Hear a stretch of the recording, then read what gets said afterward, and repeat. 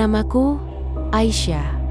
10 tahun lalu, aku bekerja sebagai perawat baru di sebuah rumah sakit besar di Singapura. Di mataku, pekerjaan ini mulia. Aku suka membantu orang. Aku suka melihat pasien tersenyum, merasa nyaman, dan sembuh. Tapi tidak semua cerita di rumah sakit berakhir dengan kesembuhan. Ada juga cerita yang tidak bisa disembuhkan, bahkan setelah kematian. Di minggu-minggu pertamaku, aku bekerja dengan ceria. Pasien menyukaiku, rekan-rekan menyapaku dengan senyum. Tapi aku juga mulai menyadari sesuatu yang aneh.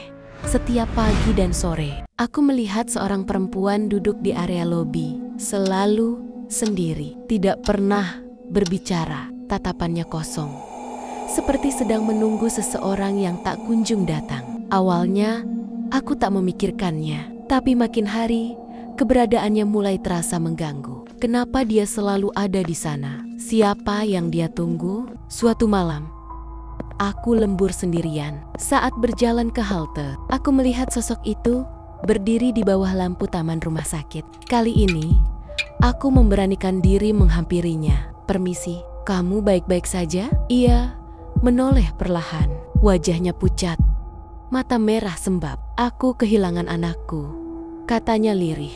Aku hanya ingin tahu, di mana dia sekarang. Aku tersentak, ada rasa iba yang dalam. Aku bekerja di sini, jawabku. Kalau aku bisa bantu, aku janji akan bantu. Dia menatapku, lalu mengangguk pelan. Namaku Elizabeth Lee. Keesokan harinya, aku tak bisa berhenti memikirkan dia. Di sela jam istirahat, aku menuju arsip rumah sakit dan mencari nama Elizabeth Lee. Tahun ke-1990, perasaan dingin menjalari tubuhku saat Suster Liu berdiri di sampingku. Elizabeth Lee, kau cari dia? Aku mengangguk. Dia sudah meninggal. Bunuh diri di ruang loker tempat kita biasa ganti pakaian. Darahku seperti berhenti mengalir. Itu mustahil. Aku baru saja bicara dengannya. Suster Liu melanjutkan pelan. Dia kehilangan anaknya dalam persalinan. Depresi. Tak lama kemudian, gantung diri di loker belakang. Sejak hari itu, semuanya berubah. Aku melihat bayangannya di lorong, di ruang ganti, bahkan dalam mimpiku. Dia selalu berkata hal yang sama. Mana anakku? Kau janji padaku. Tolong cari anakku. Aku mulai kehilangan fokus. Aku bicara sendiri. Aku melihat Elizabeth duduk di pojok ICU.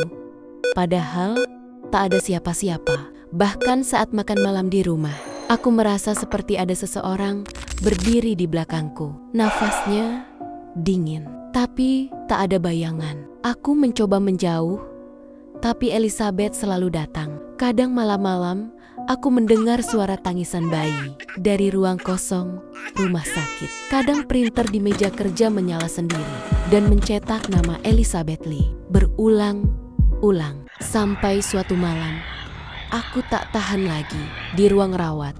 Aku menatap sudut ruangan dan berteriak, "Berhenti! Jangan ganggu aku lagi. Aku tidak bisa membantumu." Pasien-pasien kaget. Rekan-rekanku bingung. Sejak saat itu, mereka mulai menjauhiku. Aku dianggap lelah, stres, gila. Tapi bagaimana aku menjelaskan bahwa arwah itu nyata? Bahkan saat tidur pun dia datang, menatapku, membisikkan kata yang sama berulang-ulang. Anakku, anakku. Aku nyaris menyuntikkan obat alergi ke pasien yang salah karena pikiranku terus kacau. Hingga ayahku memutuskan membawaku menemui seorang ustaz. Malam itu, kami duduk dalam lingkaran di ruang keluarga. Lilin menyala. Ustadz memulai ruqyah dengan tenang, tapi udara berubah dingin. Bayangan muncul di tembok. Lampu padam sendiri satu persatu, dan suara itu terdengar. Dia janji akan bantu aku. Tiba-tiba sosok Elizabeth muncul. Wujudnya kini lebih jelas. Rambut panjang, wajah penuh tangis. Kau janji padaku "Mana anakku?" Ustaz menunduk, lalu berkata lembut, "Elizabeth, ini bukan salah Aisyah. Anaknya sudah tidak di sini lagi. Dia sudah menunggu di sisi lain." Elizabeth menatapku. Air matanya mengalir diam-diam. Tubuhnya mulai memudar, seperti abu tertiup angin. Kalau begitu, aku ingin menyusul dia. Lilin mati.